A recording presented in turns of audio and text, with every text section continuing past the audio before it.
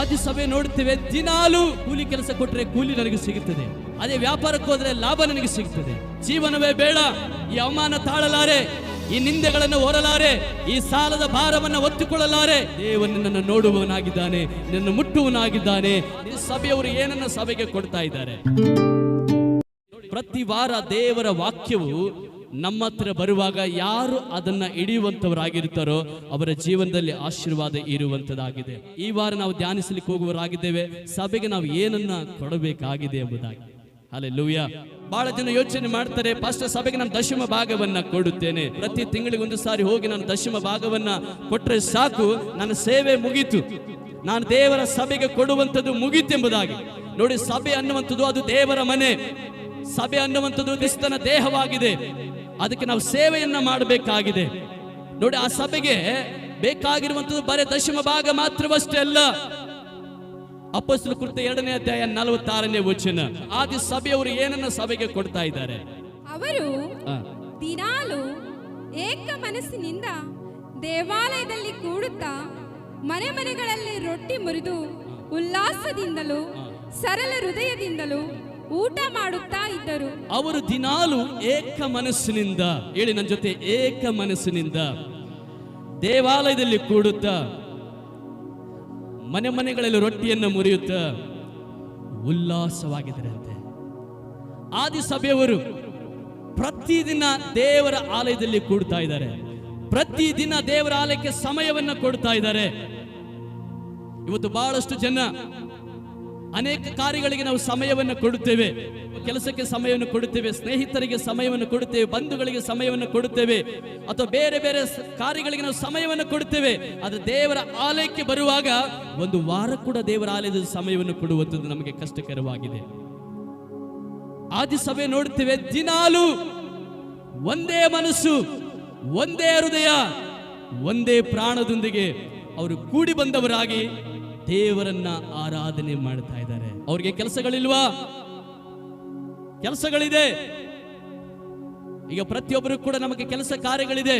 ಯಾರು ಕೂಡ ನಾವು ಹೇಳಕ್ಕಾಗಲ್ಲ, ಸರ್ ನನಗೆ ಯಾವ ಕೆಲಸ ಇಲ್ಲ, ನಾನು ಪ್ರತಿದಿನ ಕಿಚನಲ್ಲಿ ಹೋಗುದು, ಊಟವನ್ನು ಮಾಡುವುದು, ನಿದ್ರೆ ಮಾಡುದು, ಮತ್ತೆ ಕಿಚನಲ್ಲಿ ಹೋಗುದು, ಊಟವನ್ನು ಮಾಡುದು, ನಿದ್ರೆ ಮಾಡುದು, ಇವೆರಡು ಕೆಲಸ ಬಿಟ್ಟರೆ ಬೇರೆ ಯಾವ ಕೆಲಸ ಇಲ್ಲ ಸರ್ ಅಂತ ಯಾರು ಹೇಳಕ್ಕಾಗಲ್ಲ.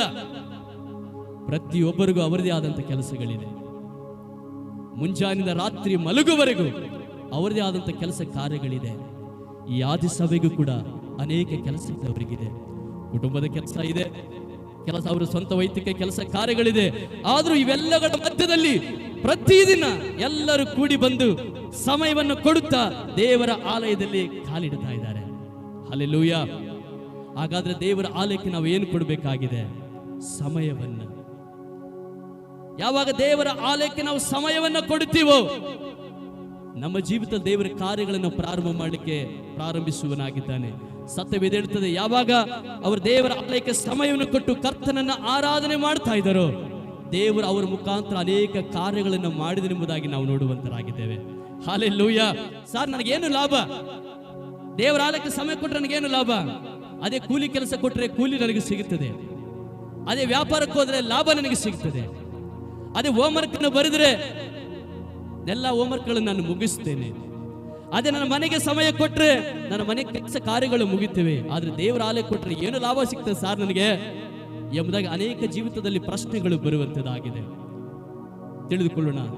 ಮೊದಲನೇ ಲಾಭ, ನಿನಗೆ ನಿರೀಕ್ಷೆ ಸಿಗುವಂತದ್ದಾಗಿದೆ. ನೀನು ದೇವರ ಆಲಯಕ್ಕೆ ಸಮಯ ಕೊಟ್ಟು ದೇವ ಮಕ್ಕಳೊಂದಿಗೆ ಸೇರಿ ನೀನು ಆರಾಧನೆ ಮಾಡುವಾಗ ನಿನ್ನ ಜೀವನದಲ್ಲಿ ನಿರೀಕ್ಷೆ ಸಿಗ್ತದೆ. ಜೀವನವೇ ಬೇಡ, ಈ ಅವಮಾನ ತಾಳಲಾರೆ, ಈ ನಿಂದೆಗಳನ್ನು ಹೊರಲಾರೆ, ಈ ಸಾಲದ ಭಾರವನ್ನು ಒತ್ತಿಕೊಳ್ಳಲಾರೆ, ಇನ್ನು ಜೀವನವೇ ಬೇಡ, ಸಾಯುವುದೇ ಒಳ್ಳೆಯದೆಂಬುದಾಗಿ ಯೋಚನೆ ಮಾಡುವಾಗ ಈ ಸಭೆಯ ಜನರ ಮಕ್ಕಳ ಮಧ್ಯದಲ್ಲಿ ನೀನು ಸೇರಿ ನೀನು ಆರಾಧನೆ ಮಾಡುವಾಗ ಬದುಕಬೇಕೆನ್ನುವಂತ ನಿರೀಕ್ಷೆ ನಿನಗೆ ಬರುವಂತದ್ದಾಗಿದೆ. ಹಲ್ಲೆಲೂಯಾ. ಯಾವಾಗ ಸಮಯವನ್ನು ಕೊಡ್ತೀಯ ದೇವರ ಆಲಯಕ್ಕೆ, ಅನೇಕರನ್ನು ನೀನು ಹೆಚ್ಚಿಸುತ್ತೀಯ, ಅನೇಕರ ಜೀವಿತದಲ್ಲಿ ದೇವರ ಕಾರ್ಯಗಳನ್ನು ಮಾಡುವುದನ್ನು ನೀನು ನೋಡ್ತೀಯ, ಅನೇಕರ ಜೀವಿತದಲ್ಲಿ ದೇವರ ಮಹಿಮೆ ಕಾರ್ಯಗಳನ್ನು ಜರುಗಿಸುವುದನ್ನು ನೋಡ್ತೀಯ. ಅಯ್ಯೋ ನಾನು ಬದುಕಬೇಕು, ಇನ್ನು ಮೇಲೆ ನಾನು ಸಾಯಬಾರದು, ಇನ್ನು ಮೇಲೆ ನಾನು ಚಿಂತೆಯಿಂದ ಇರಬಾರದು, ಈಗ ನನಗೊಬ್ಬ ದೇವರು ಇದ್ದಾನೆ, ಆತನಿಂದ ನಾನು ಜೀವಿಸುವನಾಗಿದ್ದೇನೆ ಎಂಬುದರ ಒಂದು ನಿರೀಕ್ಷೆ ನಿನ್ನ ಒಳಗಡೆ ಹುಟ್ಟುತ್ತದೆ. ಸಮಯ ಕೊಡದೇ ಇರುವಾಗ ಜೀವನದಲ್ಲಿ ಬೇಸರ, ಜಿಗುಪ್ಸೆಗಳು, ಕಣ್ಣೀರುಗಳು, ಮರಣದ ತನಕ ನಿನ್ನ ದಾರಿ ನಡೀತಾ ಇತ್ತು. ಯಾವಾಗ ದೇವರ ಆಲಯಕ್ಕೆ ಸಮಯವನ್ನ ನೀನು ಕೊಡ್ತೀಯೋ ನಿನ್ನ ಜೀವಿತದಲ್ಲಿ ನಿರೀಕ್ಷೆ ಸಿಗುವಂಥದ್ದಾಗಿದೆ. ದೇವರ ಆಲಯದಲ್ಲಿ ದೈವ ಮಕ್ಕಳ ಜನರ ಮಧ್ಯದಲ್ಲಿ ದೇವರು ನಡೆದಾಡುವನಾಗಿದ್ದಾನೆ. ಸತ್ಯವಿದೆ ಹೇಳುತ್ತದೆ, 7 ದೀಪ ಸ್ತಂಭಗಳ ಮಧ್ಯದಲ್ಲಿ ಆತನು ಸಂಚರಿಸುವವನಾಗಿದ್ದಾನೆ. ಸಭೆಯ ಜನರ ಮಧ್ಯದಲ್ಲಿ ಆತನು ನಡೆದಾಡುವನಾಗಿದ್ದಾನೆ, ಅವರನ್ನು ದೃಷ್ಟಿಸುವನಾಗಿದ್ದಾನೆ, ಅವರನ್ನು ಮುಟ್ಟುವವನಾಗಿದ್ದ ಕಾರಣ ನೀನು ದೇವರ ಆಲಯಕ್ಕೆ ಸಮಯ ಕೊಟ್ಟು ನೀನು ದೇವರ ಆಲಯದಲ್ಲಿ ನೀನು ಬಂದು ಆರಾಧಿಸುವಾಗ ದೇವರು ನಿನ್ನನ್ನು ನೋಡುವವನಾಗಿದ್ದಾನೆ, ನಿನ್ನನ್ನು ಮುಟ್ಟುವವನಾಗಿದ್ದಾನೆ. ನಿನ್ನ ನಿರೀಕ್ಷೆ ಇಲ್ಲದ ಜೀವಿತವನ್ನ ನಿರೀಕ್ಷೆಯಾಗಿ ಮಾಡಲು ಶಕ್ತನಾಗಿದ್ದಾನೆ. ಈ ವಾಕ್ಯದಲ್ಲಿ ನಾವು ನೋಡ್ತೀವಿ, ಆದಿ ಸಭೆಯವರು ಕರ್ತನ ನಂಬಿದರು, ರಕ್ಷಣೆ ತೆಗೆದುಕೊಂಡ್ರು, ದೇವರನ್ನ ಆರಾಧನೆ ಮಾಡ್ತಾ ಹೋಗಿರುವಾಗ ಅವರ ಜೀವನದಲ್ಲಿ ಒಂದು ನಿರೀಕ್ಷೆ ಸಿಕ್ತು. ಆವತ್ತಿನಿಂದ ಒಂದು ದಿನ ಕೂಡ ಸಭೆಯನ್ನ ಬಿಡಲಿಲ್ಲ ಅಂತೆ. ಒಂದು ದಿನ ಕೂಡ ಸಭೆಯನ್ನು ಬಿಡಲಿಲ್ಲ. ದಿನಾಲು ಏಕ ಮನಸ್ಸಿನಿಂದ ಸೇರಿ ಬರ್ತಾ ಇದ್ದಾರೆ. ಇವತ್ತು ಎಷ್ಟು ದಿನ ನಾವು ಸಭೆಗಳನ್ನು ಬಿಟ್ಟಿದ್ದೇವೆ ನೋಡಿ, ಎಷ್ಟು ವಾರಗಳನ್ನು ನಾವು ಸಭೆಯನ್ನು ಬಿಡುತ್ತೇವೆ. ಕಾರಣ ಏನು ಗೊತ್ತಾ? ಸಭೆಗೆ ಏನು ಕೊಡ್ಬೇಕಂತ ನಮಗೆ ಗೊತ್ತಿಲ್ಲ. ಅದಕ್ಕೆ ನಮ್ಮ ಜೀವನದಲ್ಲಿ ಇದು ಕಾಣಲಿಕ್ಕೆ ಆಗ್ತಾ ಇಲ್ಲ. ಸಭೆಯಲ್ಲಿ ನಿನಗೆ ಸಮಾಧಾನ ನೆಮ್ಮದಿ ಸಿಗುತ್ತದೆ. ಸಭೆಗೆ ನೀನು ಸಮಯ ಕೊಡುವಾಗ ನಿನಗೆ ಸಮಾಧಾನ ನೆಮ್ಮದಿ ಸಿಗುವಂಥದ್ದಾಗಿ. ಲೋಕದಲ್ಲಿ ಎಲ್ಲೂ ಸಿಗಲ್ಲ. ಲೋಕದ ಕಾರ್ಯದಲ್ಲಿ ಹುಡುಕಬೇಡ, ಎಲ್ಲಿ ಕೊಟ್ಟು ಸಂಪೂರ್ಣವಾದ ಸಮಾಧಾನ ನಿನಗೆ ಸಿಗಲ್ಲ. ದೇವ ಮಕ್ಕಳ ಮಧ್ಯದಲ್ಲಿ ಮಾತ್ರ, ದೇವರ ಸನ್ನಿಧಾನದಲ್ಲಿ ಮಾತ್ರ ನಿನಗೆ ಸಂಪೂರ್ಣ ಸಮಾಧಾನ ನೆಮ್ಮದಿ ಸಿಗುವಂಥದ್ದಾಗಿದೆ. ಹಾಗೆ ಮೂರನೇದಾಗಿ ಜನರ ಪ್ರಾರ್ಥನೆ ಸಹಾಯ ನಿನಗೆ ಸಿಗ್ತದೆ. ನೋಡಿ, ಸಭೆಗೆ ನೀನು ಸಮಯ ಕೊಟ್ಟು ಸಭೆಗೆ ಬಂದು ನೀನು ದೇವರನ್ನ ಆರಾಧನೆ ಮಾಡಿ ದೇವರನ್ನು ಸ್ತುತಿಸಿ ಹೋಗುವುದ್ರೆ ದೇವ ಮಕ್ಕಳ ಎಲ್ಲರ ಕಣ್ಣಿನ ದೃಷ್ಟಿಯಲ್ಲಿ ನೀನು ಇರ್ತೀಯ. ಎಲ್ಲರೂ ಕೂಡ ನಿನಗೋಸ್ಕರ ಪ್ರಾರ್ಥಿಸ್ತಾರೆ, ಎಲ್ಲರೂ ಕೂಡ ನಿನಗೋಸ್ಕರ ದೈವ ಸನ್ನಿಧಿಯಲ್ಲಿ ಮೊರೆಯನ್ನು ಇಡ್ತಾರೆ. ಅದಕ್ಕಾಗಿಯೇ ದೇವನಿನ ಜೀವನದಲ್ಲಿ ಕಾರ್ಯಗಳನ್ನು ಮಾಡಲು ಶಕ್ತನಾಗಿದ್ದಾನೆ. ಬದುಕಬೇಕೆನ್ನುವಂತ ನಿರೀಕ್ಷೆ ಸಿಗ್ತದೆ, ಸಮಾಧಾನ ನೆಮ್ಮದಿ ನಮಗೆ ಸಿಗ್ತದೆ. ದೈವ ಜನರ, ದೈವ ಮಕ್ಕಳ, ಸಭೆ ಮಕ್ಕಳ ಪ್ರಾರ್ಥನೆ ನಮ್ಮೊಂದಿಗೆ ಇರುವಂತದ್ದಾಗಿದೆ. ನೋಡಿ, ಮತ್ತೇನು ಸಿಗ್ತದೆ? ಕ್ರಿಸ್ತನಲ್ಲಿ ಆತ್ಮೀಕವಾದಂತ ಒಂದು ಬೆಳವಣಿಗೆ ನಮಗೆ ಸಿಗುವಂತದ್ದಾಗಿದೆ. ಹಲ್ಲೆಲೂಯಾ. ನೋಡಿ, ಸಭೆಗೆ ಸಮಯ ಕೊಟ್ಟು ನಮಗೇನು ಸಿಗ್ತದೆ?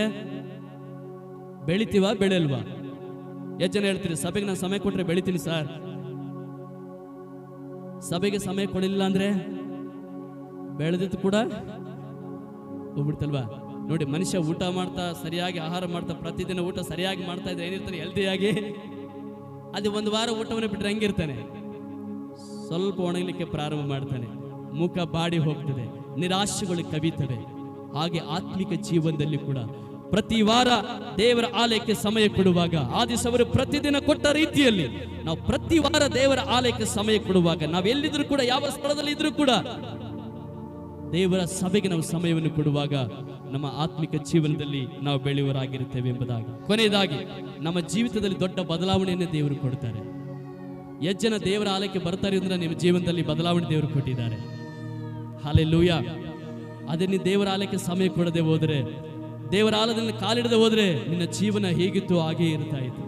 ಯಾವಾಗ ದೇವರ ಆಲಯಕ್ಕೆ ಸಮಯವನ್ನು ಕೊಟ್ಟಿದ್ದೀರೋ ನಿನ್ನ ಜೀವನದಲ್ಲಿ ದೊಡ್ಡ ಬದಲಾವಣೆ ಬರ್ತಾ ಇದೆ. ಹಲ್ಲೆಲೂಯಾ. ಇವತ್ತು ಬಹಳ ಜನರ ದೊಡ್ಡ ಪ್ರಶ್ನೆ ಕಾಡ್ತಾ ಇರೋದು ಅಂದ್ರೆ, ನನಗೆ ಏನು ಸಿಗ್ತದೆ ಸರ್? ಒಂದು 2-3 ಗಂಟೆ ಹೋಗಿ ಬಂದ್ರೆ ಏನು ಸಿಗ್ತದೆ?